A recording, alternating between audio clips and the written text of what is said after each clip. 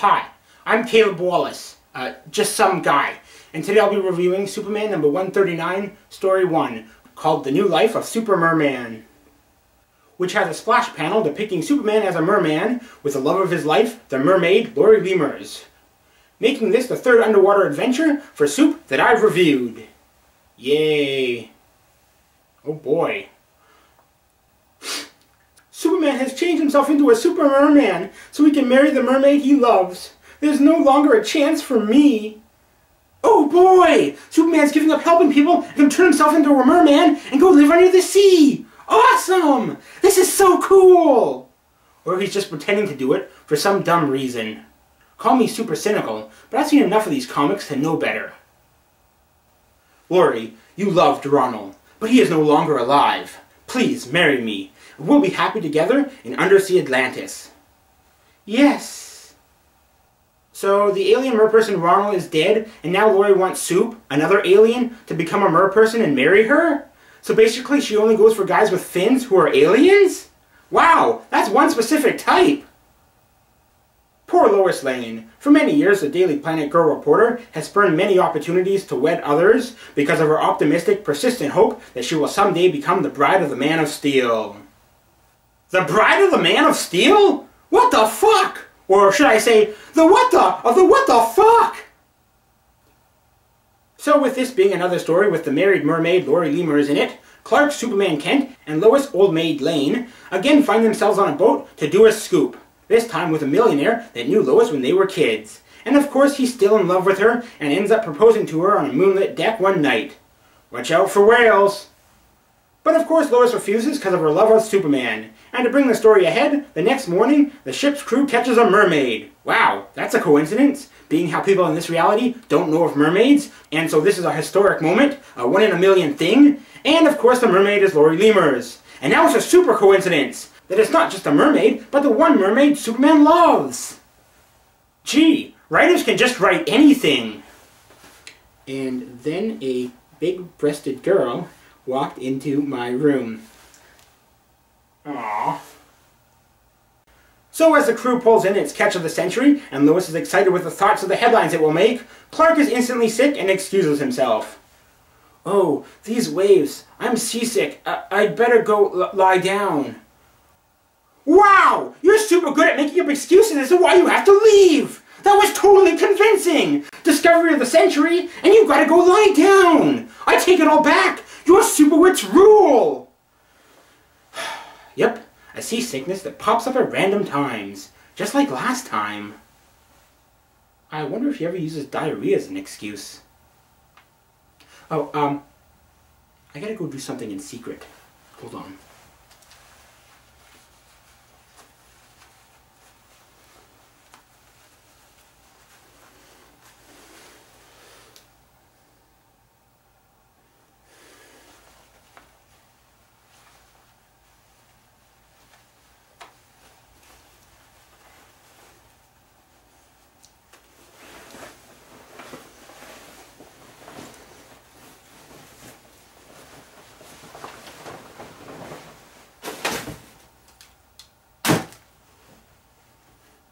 Hi, I'm Bersercules, the Berserk Herc, and I'll be continuing this review today.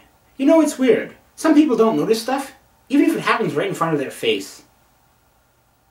Soon, alone in his cabin, Clark changes to his secret identity as a dynamic Man of Steel. Out through the portal streaks Superman, diving into the sea.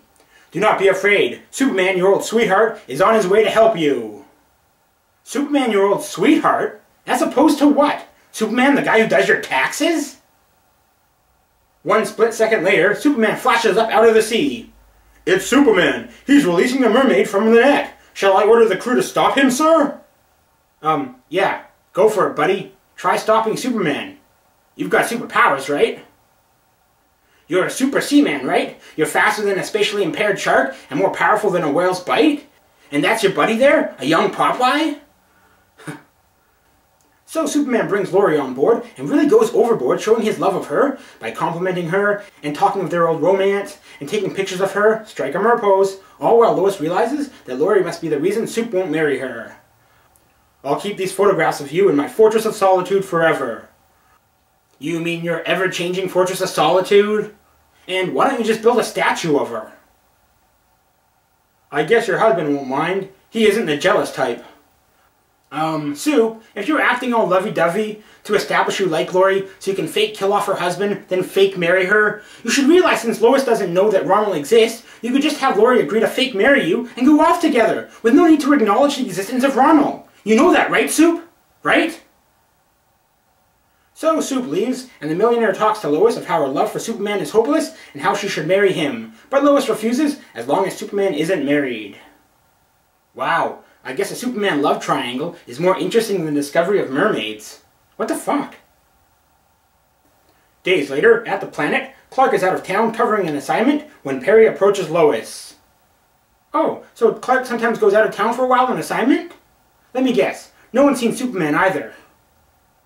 Lois, I haven't seen Superman in days. Seriously? Clark's gone? Soup's gone? 2 + 2 = 4! Wow, didn't see that coming. So they're both gone. What a super coincidence. This is what happens when newsmen get their jobs because of stupid news stories stuck in shoeshine stands. Lois too wonders about Superman's whereabouts and goes to ask Superman's pal Jimmy Olsen if he knows. Maybe I shouldn't do this, Lois, but come to my apartment and I'll show you what Superman is doing. Presently, in Jimmy's apartment, this televiewer was given to me by Superman himself. It can tune in on anyone, anywhere, and it can even pick up thoughts. That's in your apartment? A device that can allow you to monitor things in real time anywhere in the world? And it's just sitting in your apartment? Holy shit! The greatest invention in human history, the first televised, and it's just sitting in the apartment of some cover reporter? Holy fuck! Oh, by the way, I have the Ark of the Covenant in my garage, and the Holy Grail under my couch. This televiewer was given to me by Superman himself. Does Superman at least have one of these to spy on crooks? Or does using this technology to stop crime not appeal to the Man of Steel? It can tune in on anyone, anywhere, and can even pick up thoughts. It can also read people's minds? Fuck, Jimmy, you lucky bastard! Do you use it to spy on Lucy Lane and hear what she's thinking? Because that's the kind of thing I'd do. I can hear you thinking now. As Jimmy and Lois eavesdrop, Superman, our scientists' instruments have revealed that an undersea volcano is about to erupt. Atlantis will be destroyed. Already, warning rumbles have shaken Atlantis. Come, I will show you where we suspect the trouble spot is. Oh my gosh! Atlantis is in danger and could be destroyed? This is horrible! What did Jimmy and Lois think to this? Superman told me all about his romance with Lori years ago, which had a tragic ending. That merman directing Superman to the volcano is Lori's husband, Ronald. Does Atlantis possibly getting destroyed not shock you guys? Or even rate a reaction? Lois, you look so disinterested. You're looking at Atlantis for the first time. It's the scoop of the century, and it's facing possible destruction, making it a bigger story, and you don't seem to care about it. Do you even know what reporters are supposed to do? What the fuck? And if it's been days later, and no one has seen Soup in days, that means he's been in Atlantis this whole time. Why are they just getting around to this problem now? With the fish. So Soup and Ronald go to deal with the ground buckling, and as Soup burrows under the ground, a huge boulder pops up from under the ocean floor and hits Ronald, and as Soup goes to check on him, Superman's pal Jimmy Olsen instantly suspects Superman did it on purpose to take out his rival. Wow, what a pal. What a super pal. And I know what you're thinking. It's obvious they're setting it up so Soup can fake marry Lori, so Lois will marry that millionaire, and it's all just part of the plan. But no, there's no need for Jimmy to be suspicious of Soup. It's not in their plan. He just says it for no reason. Superman's pal, Jimmy Olsen. Oh, and remember kids, spying on people is okay. So with moments left to live, Ronald begs Superman to marry Lori. Those are some weird last words. I'm dying. Please fuck my wife. And then with his last breath, or whatever fish do to breathe, he continues on. Lori will need someone to care for her. You loved her once. You may love her still. She needs you. Atlantis needs you. Swear you will marry Lori. The ancient science of Atlantis can transform you into a Super-Merman. Do not protest that it cannot happen because of your invulnerability. The science of Atlantis is greater than you realize. 7 days after a merman's husband dies, she goes to Heartbreak Rock and wishes for a new happiness. It is the custom of our people. Promise you will be there 7 days hence, and be our new happiness. Jeepers! For someone about to die, he sure goes on. He's got more to say than Colonel Nelson's butler dating Bulldog Drummond in Africa. Holy shit! He goes on more than I do. And couldn't Superman save him? I mean, with all that time before he died, Sup could have done something. He is a doctor. No, seriously, in one issue years prior, Sup learned everything necessary to be a doctor, then became a doctor, so he could perform surgery on Lois.